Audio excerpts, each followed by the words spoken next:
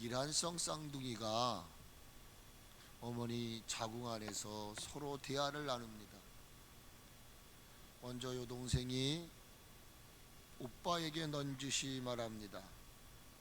난 태어난 후에 다른 삶이 있을 것이라고 믿어.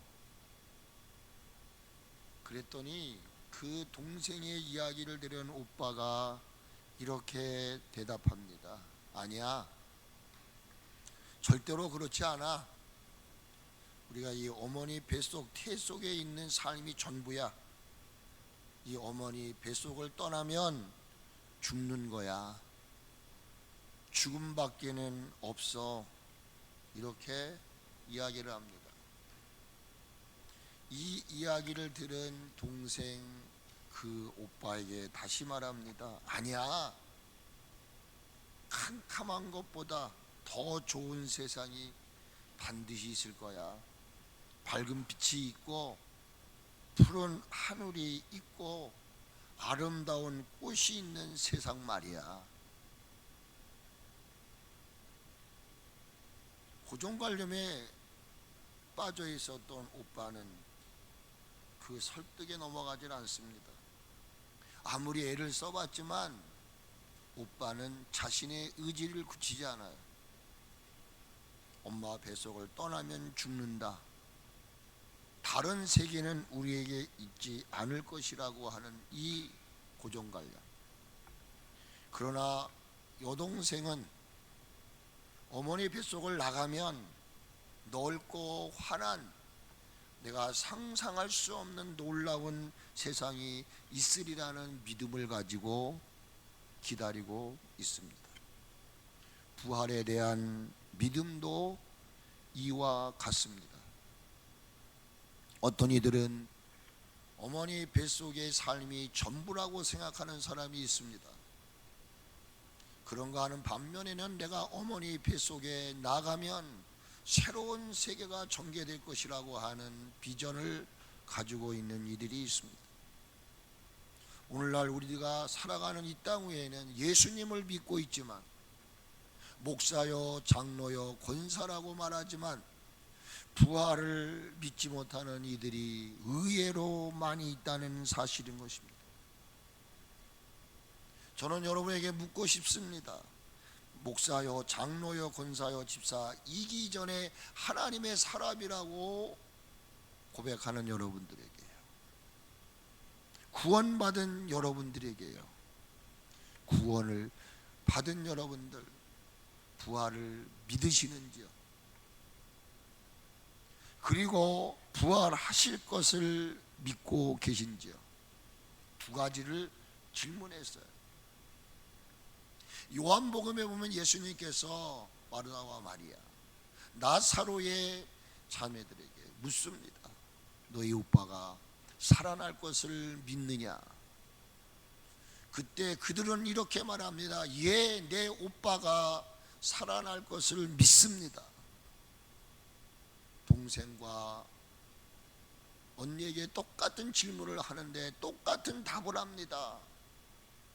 이후에, 죽은 후에 부활할 것을 믿는다고 말합니다. 그러나 예수님이 묻고자 하는 것은 뭐냐? 지금 오늘 이 시간 네가 부활할 것을 믿느냐 이거예요. 어떤 지식적인 부활이 아니라 역사적으로 예수 믿으면 구원받는다더라, 죽으면 부활한다더라, 이런 개념적인 부활이 아니라 오늘 주님이 우리에게 묻고 있는 것은 오늘 부활을 믿느냐는 거예요. 부활은 전환의 역사입니다. 없는 걸 있게 하는 기적의 역사인 것입니다. 그런데 죽고 난 이후에, 여러분 죽고 난 이후의 세계를 여러분 상상하십니까? 오늘 내가 부활을 믿지 않으면, 이 시간 내가 부활을 믿지 않으면 내일의 부활은 있을 수 없어요. 목사였다고 장로님이었다고 천국 가는 것이 아니에요.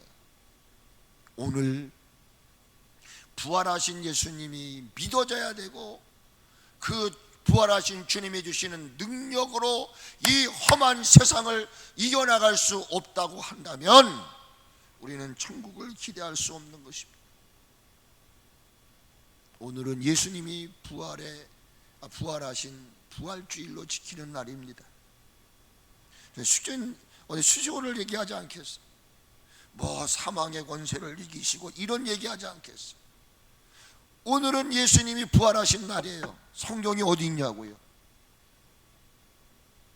오늘 부활을 믿지 못하는 이들 많아요. 그래서 부활절을 폐기하재요. 저는 예수님의 부활하신 생명과 능력이 먼저 여러분 가운데 회복되어지기를 축복합니다. 그래야 내가 살아야 가정이 살고 민족이 살고 교회가 살고 우리의 가정이 사는 것입니다. 내가 죽었는데 무엇을 살릴 수가 있습니까? 내가 죽으면 살아있는 것조차까지도 죽이는 겁니다. 어둠의 권세는 그것입니다. 그러나 생명은 새로운 역사를 일으키는 거예요. 그저 습관적으로 형식적으로 내가 가니까 누구 이런 의미가 아니라 오늘도 어찌 보면 이 자리에 올 수 있었던 것은 부활의 능력이 우리를 이끈 거예요. 예수님이 부활하신 것을 믿으시면 아멘 합시다. 같이 합시다. 예수님은 부활하셨습니다. 그러면 여러분이 삶이 부활하셔야 돼요. 안 하던 것 하셔야 돼요. 기도하세요. 예배 드리세요. 예물 드리세요. 왜 안 합니까?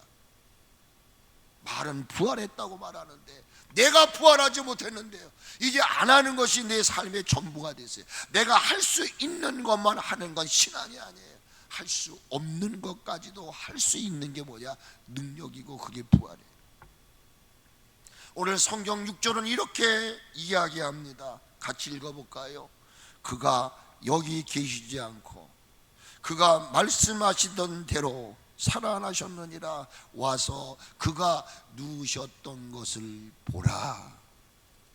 이 말씀은 예수님께서 부활하신 상황을 상세하게 설명하는 것이며 이 말씀은 부활의 역사적 사실을 증언해 주는 말씀인 것입니다. 여러분, 예수님은 부활하셨습니다. 믿으시기를 축복합니다. 그 부활의 현장으로 마태는 우리를 안내하고 있습니다. 마태복음 28장 2절을 같이 읽어봅니다. 그 부활의 현장이 어떤 것인지. 여러분, 오늘 이 2절을 통해서 부활을 드러내는 한 장면을 발견할 수 있었으면 좋겠어요. 2절은 이렇게 시작합니다. 같이 읽을까요? 큰 지진이 나며 주의 천사가 하늘로부터 내려와 돌을 굴려내고 그 위에 앉았는데. 부활을 뭘로 증거합니까? 2절에서 여러분은 무엇을 찾았습니까? 부활의 증거가 무엇입니까? 찾으셨나요? 2절에서 무엇을 목격하셨는가요?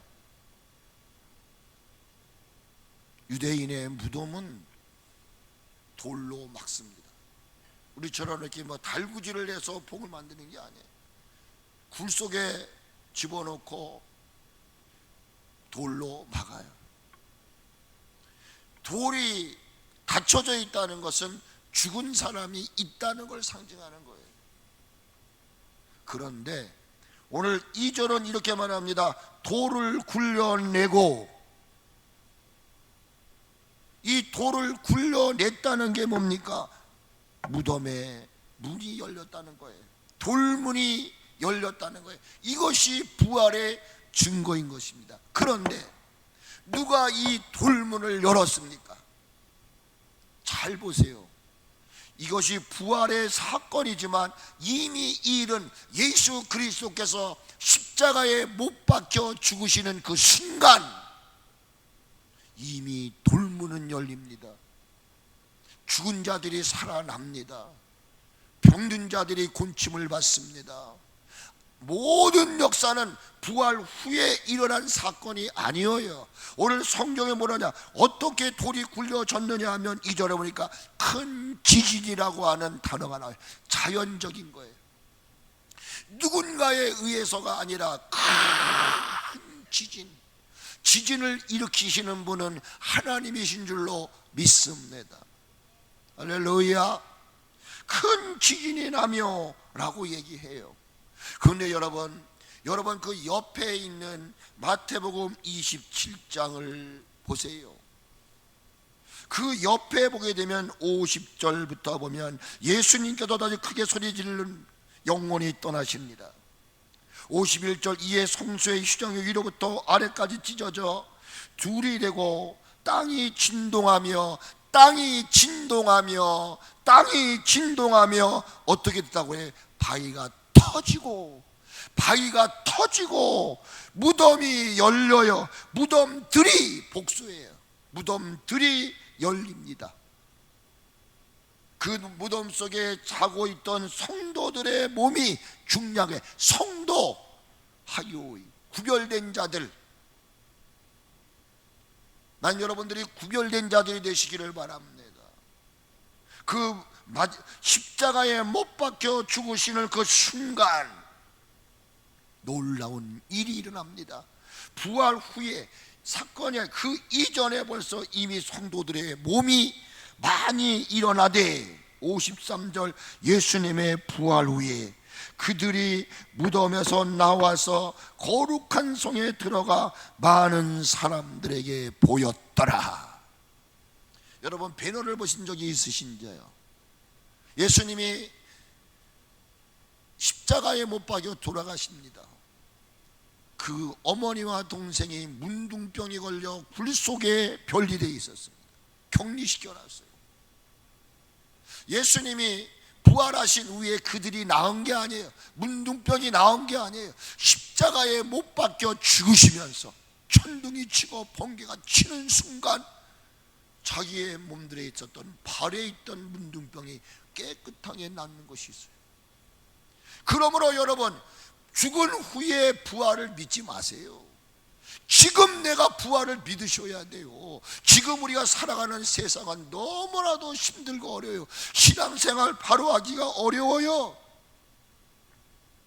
돌덩어리가 주는 영적 의미는 무엇입니까? 생명이 없는 무생물이라는 거예요. 무생물은 스스로 움직이지 못합니다.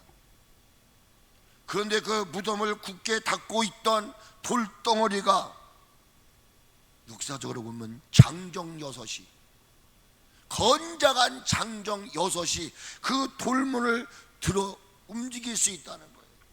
그런데 장정이 드러낸 것이 아닙니다. 여기 성경에 보니까 휘장이 찢어지는 그 순간 무덤이 열리며 자던 성도들의 몸이 일어났더란 말입니다. 하나님의 역사로 인하여 굳게 닫힌 마음의 문이 열려요. 여러분, 부활을 못 믿는 이유는 여러분의 마음의 빗장이 열려지지 않아서 그래요. 지금도 기적이 일어나고 역사가 나타나는데 내 마음이 닫혀져 버리기 때문에. 오늘 이 닫혀진 마음의 문들이 활짝 열려질 수 있기를 축복합니다. 마가복음 16장 4절에 눈을 들어 본즉 벌써 돌이 굴려져 있는데 그 돌이 힘이 크더라. 마가는 그 돌의 크기를 힘이 크더라. 이 말은 사람의 힘으로는 장정 6명이 그거를 굴리려고 해도 굴릴 수 없을 만큼 돌덩어리였다는 거예요. 그런데 돌덩어리가 움직였다는 것입니다. 이것은 인간의 지혜나 인간의 상식으로 이해하려 하면 안 돼요. 돌이 움직였다는 것은 하나님이 움직였구나, 이런 센스가 있으셔야 돼요. 부활은 인간의 생각이나 지혜로 해결해 가려고 하면 안 됩니다. 철저한 말씀에 서서 믿음으로 생각해야 될 것입니다. 두 번째, 오늘 마태를 통하여 부활의 현장으로 우리를 이끌어 갑니다. 5절 말씀을 같이 다시 한번 읽습니다. 천사가 여자에게 말하여 이르되 너희는 무서워하지 말라. 십자가에 못 박히신 예수님을 너희가 찾는 줄을 알는다. 여기 천사는 부리는 영입니다.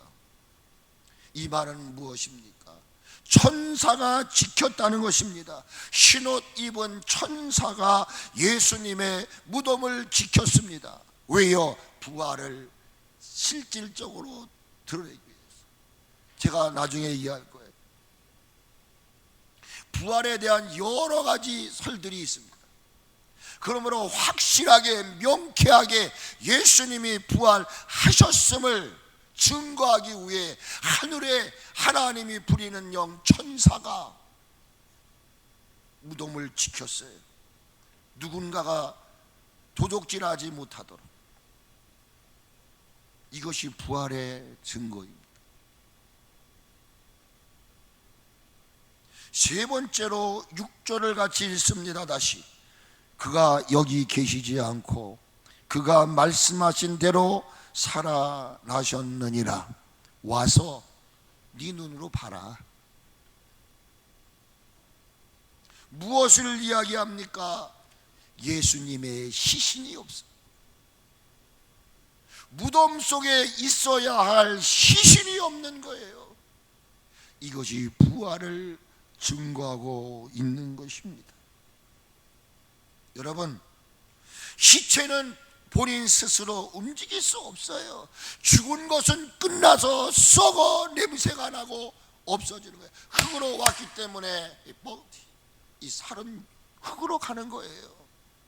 그런데 그 시체가 움직이지 못하는 시체가 없어졌어요. 이 말은 뭡니까? 시체가 사라졌다는 말은 살아났거나, 이거 살아나면 큰일 나기 때문에 지킨 거예요. 군대들이 지켰던. 살아나거나 누군가가 그 시체를 훔쳐 갔다는 추측을 하게 하는 것이죠. 그렇다면 당시의 대제사장들과 장로들의 말대로 예수님의 시체를 제자들이 훔쳐간 것일까요? 오늘 12절부터 이렇게 이야기합니다.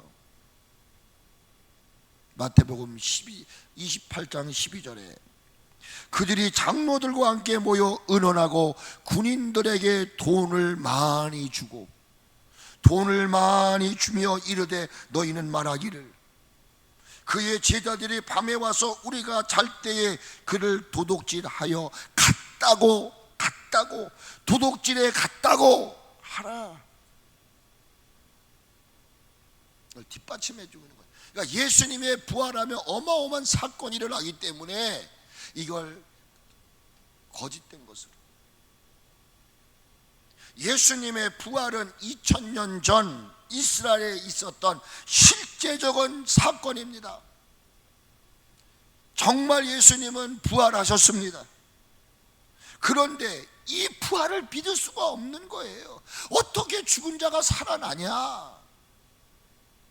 그렇기 때문에 무덤 오인설, 가사설, 시체 도난설, 환각설, 신화설 등의 거짓된 이론들이 초대교회에 충만했었어요.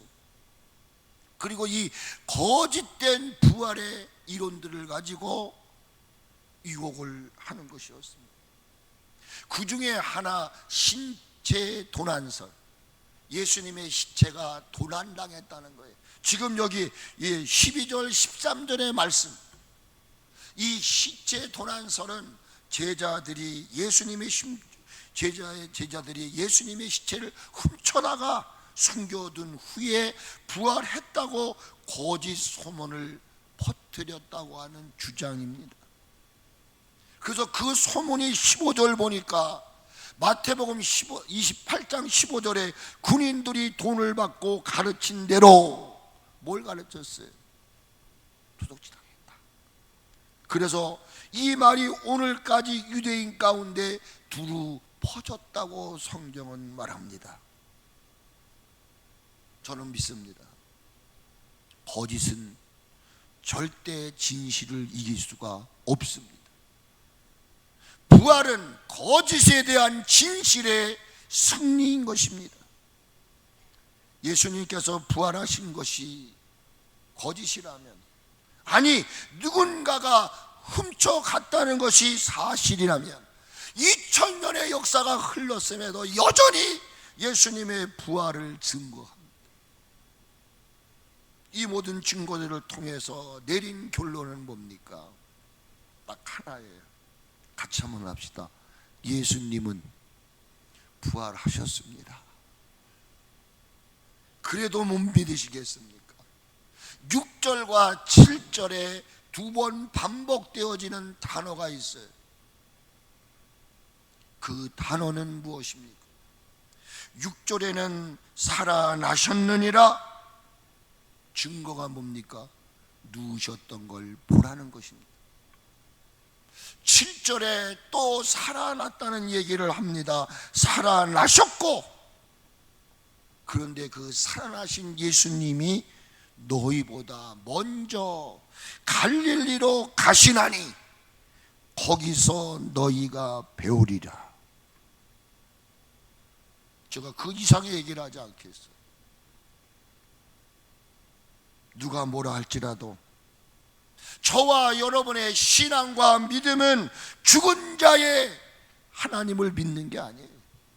죽은 신을 믿는 것이 아니라 오늘도 분명히 죽음의 권세를 이기시고 굳게 닫힌 돌을 여시고 영원히 살아서 구체적으로 상세하게 저와 여러분의 삶에 민첩하게 역사하시는 살아계신 하나님, 부활하신 하나님, 그 하나님을 믿는 생명의 신앙, 생명의 믿음이 저와 여러분의 것인 줄로 믿습니다. 부활을 믿으시면 아멘하십시오. 그러면 부활을 믿는 믿음은 무엇입니까? 8절의 말씀 한 절을 중심으로 해서 말씀을 전합니다. 부활을 믿는 믿음은 어떠한 믿음이냐? 같이 합시다. 크게 기뻐하는 믿음이다. 크게 기뻐하는 믿음이다. 아멘. 8절을 읽습니다. 8절 시작. 그 여자들이 무서움과 큰 기쁨으로, 여기 여자들은 여러분들입니다. 2025년을 살아가는 오늘 하나님의 신부된 저와 여러분들, 서강령이 무서움과 큰 기쁨으로, 예수님이 없으시네, 예수님이 부활하셨네, 돌 무덤이 사라지고 시체가 없어요. 이 사실을 보는 순간, 야, 이게 꿈인가 생신인가? 아, 정말 예수님 부활하셨네.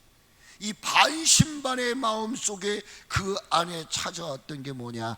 큰 기쁨을 얻었다는 사실인 거예요. 여기는 성경이 뭐라고 말하냐?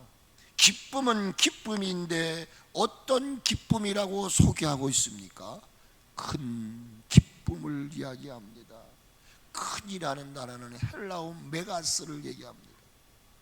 여기 큰이라고 하는 단어 헬라어 메가스는 거대한, 위대한, 그리고 강력함을 얘기합니다.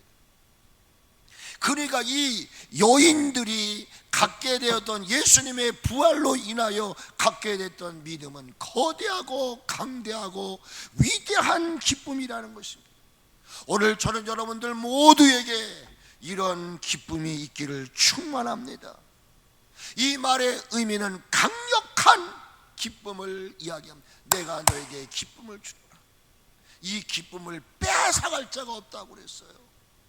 여러분, 하나님이 주시는 이 기쁨으로 세상을 이기고 나를 이기고 죄악을 이기고 상황을 이길 수 있는 여러분 되시기를 축복합니다. 이 기쁨으로 그들은 두려움을 이겨냈습니다. 슬픔을 이겼습니다. 그러기에 그들의 믿음은 이 세상에서 무엇을 주고 소유한 것이 아니라 부활하신 예수님이 그들에게 주셨던 기쁨이었기 때문에 위대하고 엄청난 기쁨이었던 것입니다. 그러므로 예수님이 부활하신 사건을 눈으로 목격합니다. 누웠던 것을 바라보니 예수님 계시지 않습니다. 그 순간, 예수님이 부활하신 사건을 보는 순간 그들의 이 마음은 기쁨이 압도합니다. 이 동일한 기쁨이 여러분 모두에게, 우리 가정 속에, 민족 속에, 교회 속에 넘치기를 축복합니다. 저는 오늘 이 말씀을 보면서, 오늘 진권사님이 오셔서 우리 정인수 씨가 중환자실에서 나오셔가지고 기력을 잃고 식사를 못 드신다고 할 때는 그냥 죽음 같은 모습. 근데 기력을 차리시고, 제가 어젠가 그제 갔더니 막 그 기쁨, 이거는요 누군가가 주는 게 아니에요. 하나님이 주시는 기쁨. 권사님 아멘. 얼마나 저는 그러면서 하나님 참 있더라 이만큼. 하나님이 이렇게 기묘할 수가 있습니다. 어제만 해도 마음에 두려움이 있었고 이거 혹시 어떻게 되는 건 아닌가. 우리의 마음에 깊은 것을 꿰뚫고 보시는 주님, 아니야, 너는 기뻐해야 돼. 기쁨의 근원 되시는, 기쁨의 근원 되시는 예수님이 이 시대를 살아가고 있는, 어찌 보면 기쁨을 다 상실한 채 살아가고 있지 않습니까? 여인들이 기뻐했었던 이유는 없었던 물질이 생겨서 기쁜 게 아니었습니다. 직장인이 되었기 때문이 아닙니다. 본인들의 소리 아니에요. 그들이 단지 기뻐할 수 있었던 것은 죽음을 생명으로, 절망을 소망으로, 슬픔을 기쁨으로 전환하신 예수 그리스도의 부활을 목격했기 때문인 거예요. 여러분의 삶 속에서 오늘도 예수 그리스도의 부활을 목격하며 체험하며 살고 있으신지요? 목사라 할지라도, 장로님이라 할지라도 이 부활의 신앙이 없으면 불행한 거예요. 인생은 태어나면서부터 내가 묻어야 할 무덤을 향해 달려가는 거예요. 화장터를 향하여 달려가는 것입니다. 그리고 그 인생을 살아가는 동안 그 끝자락까지 죽음의 정체에 붙잡혀서 생명을 지닌 저와 여러분들이 고통과 절망 속에 나날을 살아가는 거예요. 눈물을 흘리며 애통하고 통곡하는 것입니다. 이것을 잘 설명한 것이 히브리서 2장의 이야기인 것입니다. 우리 예수님은 혈과 육으로 있는 인간들을 위해서 인간의 몸을 입으시고 이 땅에 오셨습니다. 그래서 히브리서 2장은 그렇게 얘기해요. 그도 또한 같은 모양으로, 여기서 말하는 그는 예수 그리스도를 말합니다. 아니, 하나님을 말하는 것입니다. 하나님이 또한 같은 모양으로 어떻게 해요? 자녀들, 인간은 혈과 육으로 되어 있다. 그 인간을 살리기 위해 하나님께서 혈과 육을 함께 지니시고 죽음을 통하여 죽음의 세력을 잡은 자 마귀를 멸하시고, 저와 여러분은 솔직한 얘기로 저도 죽고 싶지 않아요. 오래 살고 싶어요. 근데 자꾸만 죽음이 저를 하자 다가와요. 내 주변의 동기들이 죽었다는 소식을 들으면 다음은 난가. 살 만큼 살았음에도 불구하고 솔직하로 인간은 죽음이라고 하는 괴물 앞에서 무서워 떠는 거예요. 그래서 한평생 매어 종로로 타는 모든 인생의 모습들. 그런데 예수 그리스도께서 인간의 몸을 입으시고 이 땅에 오신 사건은 뭐냐? 내가 일평생 슬픔과 좌절과 낙담 속에 살아가야 할 너를 자유케 해줄게. 자유케 해줄게. 여러분, 우리가 죽어서 부활하는 건 당연한 것이지만 이 땅의 죽음 같은 극한 상황 속에서도 여러분 예수님의 부활을 믿고 그 부활의 능력 여러분을 장악할 때에 그 어떤 슬픔도 그 어떤 고통도 이겨낼 수 있는 걸 믿을 수 있기를 주의 이름으로 축복합니다. 여러분, 부활 이후에 예수님은 제자들을 찾아갑니다. 부활하신 예수님을 만난 제자들의 반응은 무엇이었습니까? 부활하신 예수 그리스도를 만났던 제자들의 반응에 대해서 하나님은 요한을 통해 이렇게 설명하십니다. 요한복음 20장 20절에 이렇게 말씀합니다. 이 말씀을 하시고 손과 옆구리를 보이시니 제자들이 주를 보고, 손과 옆구리에 찔리신 그분은 분명히 예수님이 십자가에 못 박혀 죽으신 분인 것입니다. 그리고 무덤의 장사진에 무거운 돌담으로 받쳐져 있었어요. 그런데 그 예수님이 부활하셨습니다. 그리고 그들의 삶의 현장에 다가오셨습니다. 그리고 그분이 손과 옆구리를 보여주십니다. 그 현장을 볼 때 그의 제자들이 반응이 뭐였습니까? 주를 보고 기뻐하더라. 여러분, 이 기쁨이 여러분의 기쁨이 되시기를 바랍니다. 과연 그 누가 슬픔과 고통과 아픔 속에 있는 인생들로 하여금 기쁨을 줄 수 있다는 말입니까? 이 땅에 아무런 사람이라 할지라도 그 누구도 기쁨을 줄 수 없어요. 시편 30편 11절의 말씀을 저는 참 좋아합니다. 제가 가끔 부르는 찬양 가운데 임마누엘 하나님, 그 가사 가운데 그게 여기서 나온 찬송가 같아요. 시편 30편 11절에 주께서 나의 슬픔이 변하여 춤을 추게 하시고 나의 베옷을 벗기시며 기쁨으로 띠를 띄우셨도다. 할렐루야. 누가 나의 베옷을 벗기시며 누가 나의 슬픔을 변하여 기쁨이 되게 하십니까? 대통령도 아니요, 우리의 부모도 아니요, 우리의 아내도 아니요, 남편도 아니요, 자식도 아니요. 우리에게 진정한 이 세상이 줄 수 없는 기쁨을 줄 수 있는 분은 예수 그리스도인 줄로 믿으시기를 축복합니다. 죽음의 권세를 이기시고 부활하신 예수님, 오늘 이곳에 오셔서 내가 너희에게 기쁨을 주되 큰 기쁨을 주기를 원한다. 여러분, 아멘 하시기를 축복합니다. 아멘. 오늘 큰 기쁨이 여러분의 삶을 지배할 수 있기를 축복합니다. 두 번째 8절을 읽어봅니다. 그 여자들이 무서움과 큰 기쁨으로 빨리 무덤을 떠나. 여러분, 진정한 부활의 기쁨이 여러분에 있으십니까? 이제는 더 이상 절망과 낙담과 포기의 자리에서 있으면 안 돼요. 빨리 그 자리를 회피해야 됩니다. 이 자리가 내 신앙이 죽는 것이다, 모든 것이 절단되는 장소라고 믿으시면 오만한 자리를 일어나야 됩니다. 여기 두 번째로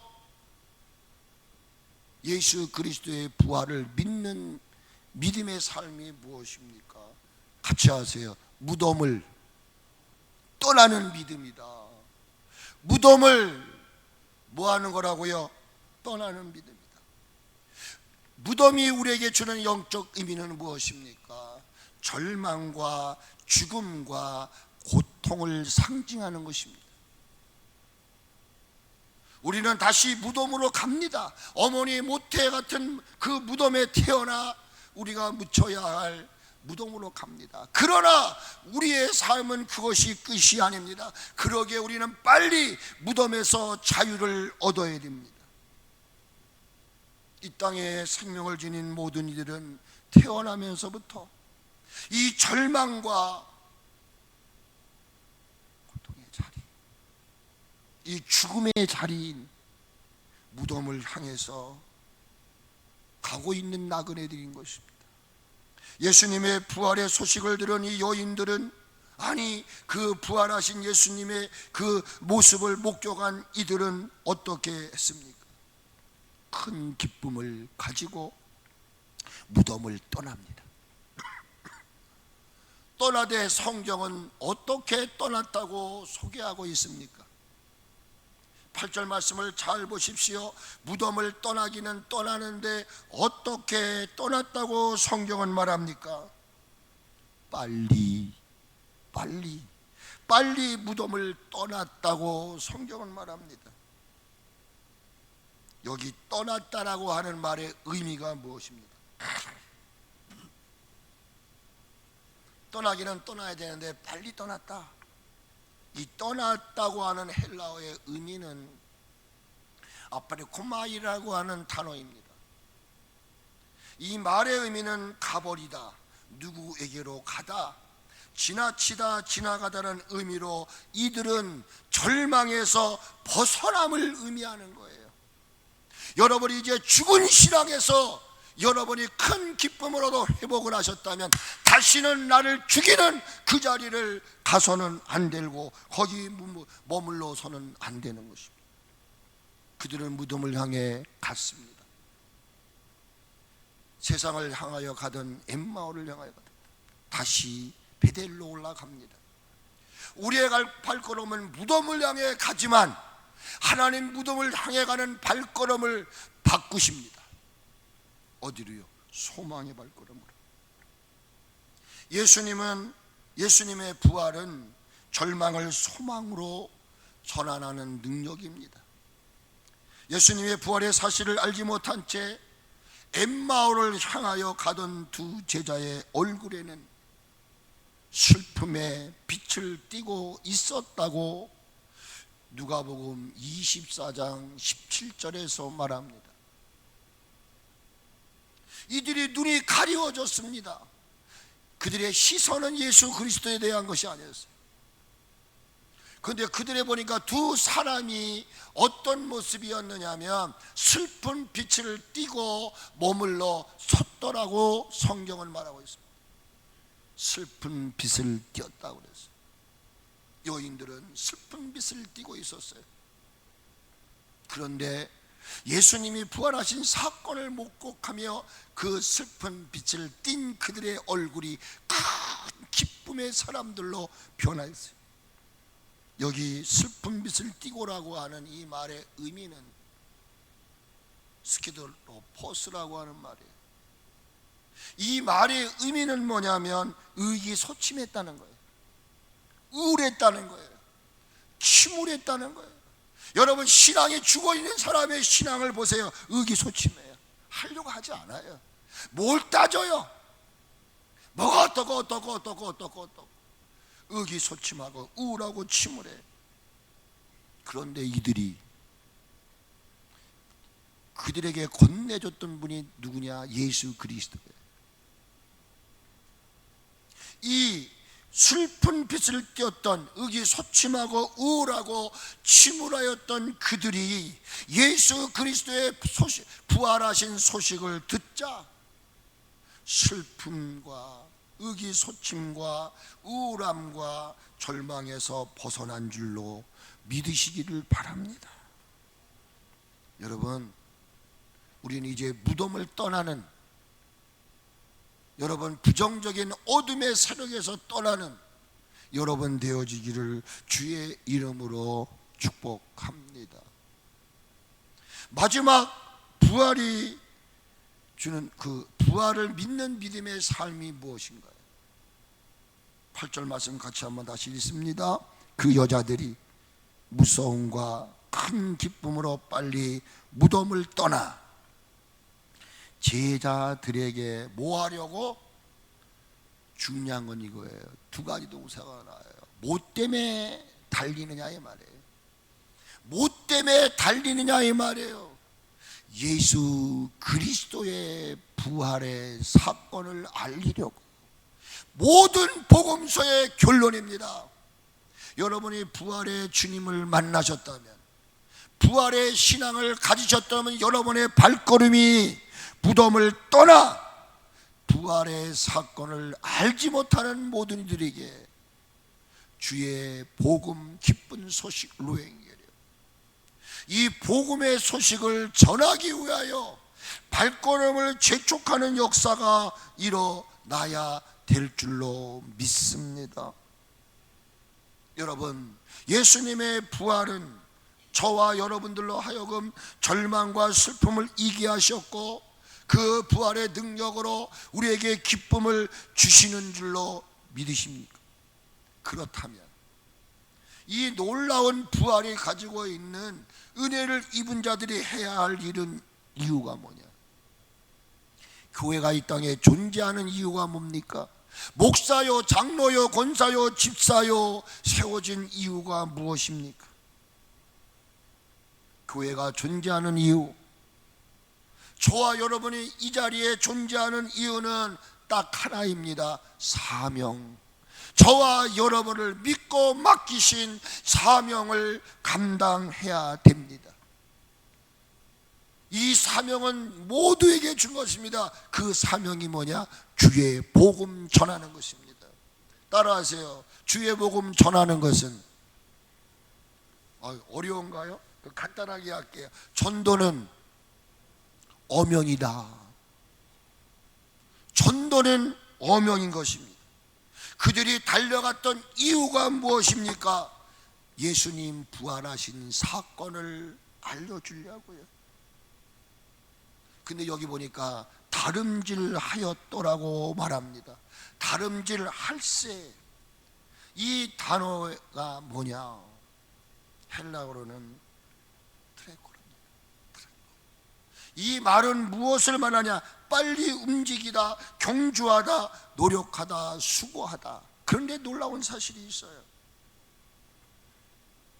저는 이 말씀을 보면서 여기 달려갔다는 말이 뭔가, 그리고 이것이 모든 복음의 결론이고 사도행전의 결론이 이거란 말이에요.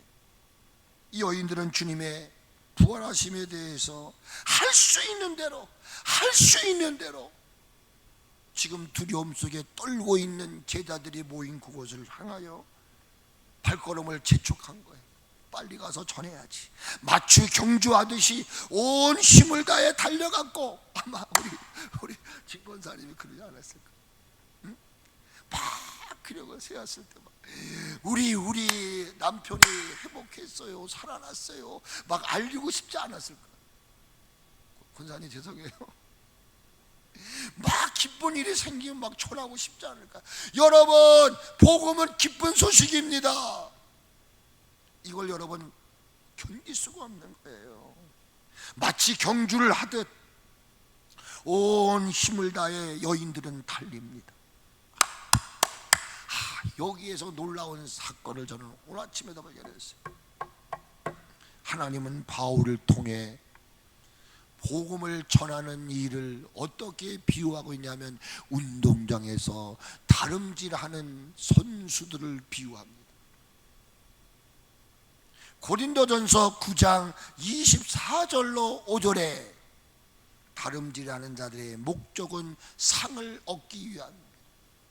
그러나 여러분, 이 주의 복음을 들고 나가 전하는 일은 이 땅에 썩어지고 없어질 멸관을 얻기 위하여 저 세상 사람들은 뛰고 있지만, 운동선수는 뛰고 있지만, 우리들이 이 주의 복음을 가지고 나가 증거해야 하는 이유는 뭐냐? 썩지 않은 멸관을 얻기 위함이라. 여러분, 교회가 부흥되기를 원하십니까? 여러분의 가정이 행복하기를 원하십니까? 그렇다면 여러분 만난 예수 그리스도, 여러분이 들음으로 예수님은 부활하셨구나 경청하고 여러분의 자리 잡으신 이 예수 그리스도를 전하지 않으시렵니까? 이들이 온 힘을 다해 달려갔던 이유는 부활을 눈으로 목격했고 부활을 체험했기 때문인 것입니다. 체험한 사람들 견딜 수가 없는 거예요. 은혜를 받은 사람들은 견딜 수가 없어요. 뭘 누가 드리래서 드리는 게 아니에요. 은혜가 접목되고 능력이 접목되고 변화되어지면 교회를 다 본인이나, 저도 그래도 지금까지 여기 목사의 직을 감당하고 있습니다. 부활의 생명이 접목되고 체험된 이들은 그 부활의 능력을 힘입어 복음 증거하는 일에 복음의 소식을 전하기 위하여 내 몸 하나 들여 주의 나라 세우리라, 하나님의 나라 형통케 하리라. 그러므로 초대교회 성도는 마가오순절 다락방에 부활의 능력을 경험합니다. 성령의 임재를 경험했다는 건 그걸 경험한 거예요. 죽었던 이들이 살아나기 시작합니다. 사도행전 성도들의 삶이 모였습니다. 사도행전 5장 42절에 그들의 삶을 이렇게 가르쳐주고 있습니다. 그들이 날마다, 주일날만이 아닙니다, 날마다 성전에 있든지 집에 있든지 같이 하세요. 예수는 그리스도. 같이 하세요. 예수는 그리스도. 예수는 그리스도 인카네이션. 하나님이 인간의 몸을 입으시고 오셨다. 그리스도는 메시아, 기름 부음을 받은 자라. 하나님이 인간의 몸을 입으시고 이 땅에 오신 걸 전하. 그런데 우리는 그분을 죽였다는 거예요. 그 인간의 몸으로 오신 예수 그리스도를 십자가에 못 박아 버렸어요. 이 사건을 하나님의 성령이 임하는 순간 깨닫게 됐어요. 어찌해야 우리가 이 죄를 용납받을 수 있는가? 회개하고 성령의 충만함을 받으라. 그리고 그들이 영혼이 새롭게 돼요. 그래서 베드로도 예수는 그리스도, 예수는 그리스도, 사자굴 속에 들어갈지라도, 목베임을 당할지라도, 기름으로 하형을 당하는 이러한 이 순교를 당할지라도 나는 주의 복음을 증거하리라. 사도 베드로는 내가 어찌 주님과 함께 똑바로 달릴 수 있겠는가? 거바디스, 거꾸로 십자가에 못 박힙니다. 부활의 신앙은 가슴을 불을 지르는 신앙인 것입니다. 부활의 능력은 냉랭한 우리의 가슴에 불을 지르는 것입니다. 우리의 심령에 열정이 일어나야 됩니다. 교회를 부흥시켜야 되겠구나. 교회 부흥은 목사가 하는 것이 아니라 여러분이 하는 거예요. 내가 죽었으니 어떻게 일으킵니까? 10절의 말씀을 보십시오. 마태복음 28장 10절에 이에 예수님께서 이르시되 무서워하지 말라. 가서 형제들에게 말하라. 갈릴리로 가라. 거기서 나를 보리라 하셨어요. 마태복음의 결론이 뭐예요? 19절에 그러므로 너희는 가서 뭘 얘기? 부활의 소식을 듣고 부활을 체험한 이들의 삶이 뭐예요? 너는 가라. 가서 모든 민족으로 제자를 삼아 아버지와 아들과 성령님의 이름으로 세례를 베풀라. 그리하면 내가 너희를 세상 끝날까지 지켜줄게. 아멘. 마가복음 16장으로 넘어갑니다. 빨리빨리 찾으세요. 제가 올리지 않아서 이거는 찾아야 되기 때문에 16장 말씀 보세요. 여기 14절 이후는 이제 예수님이 부활하셔서 제자들과 음식을 먹는 놀라운 일이죠. 그러면서 이 15절에 이렇게 말합니다. 뭐라고 말씀하시냐? 같이 읽어요. 시작. 또 이르시되 너희는 온 천하에 다니며 만민에게 무엇을 전하라? 복음을 전파하라. 할렐루야. 믿으십니까? 믿으십니까? 누가복음 24장으로 넘어갑니다. 누가복음 24장 46절부터 봅니다. 누가복음 24장 46절 같이 읽어요. 또 이르시되 이같이 그리스도가 고난을 받고 제3일에 죽은 자 가운데 살아날 것과 또 그의 이름으로 제사함을 받게 하는 회개가 예루살렘에서 시작하여 모든 족속에게 전파될 것이 기록되었으되 너희는 이 모든 일에 뭐라고요? 증인이라. 믿으시면 아멘. 그러므로 이 복음을 전하기 위해 너희는 이 성에 머물러라. 우로부터 능력이 너에게 임할 때까지. 아멘. 요한복음 20장을 봅니다.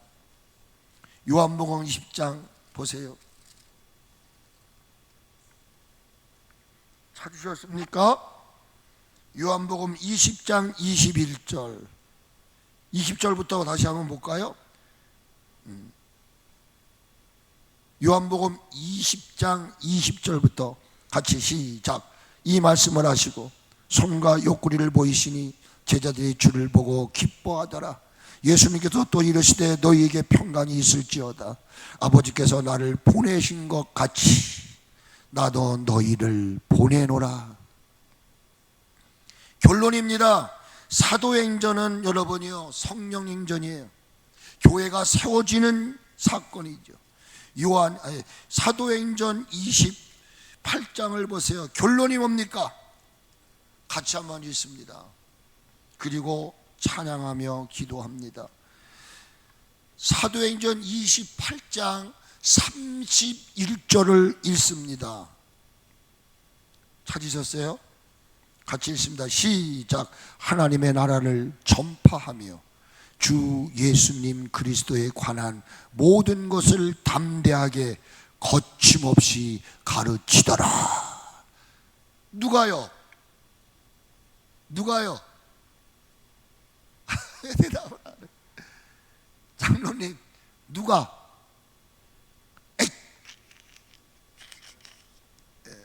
이성창 장로가 웃음을 한대. 거침없이 담대하게 가르치더라. 뭐를? 예수 그리스도에 관한 것. 오늘 우리는 이 사도행전의 결론이 이거예요. 이러기 위해서 우리는 부족한 저희들 능력 얻기 위해서, 어떤 능력? 부활의 능력을 얻기 위해서 이 자리에 모인 줄 믿으시면 아멘.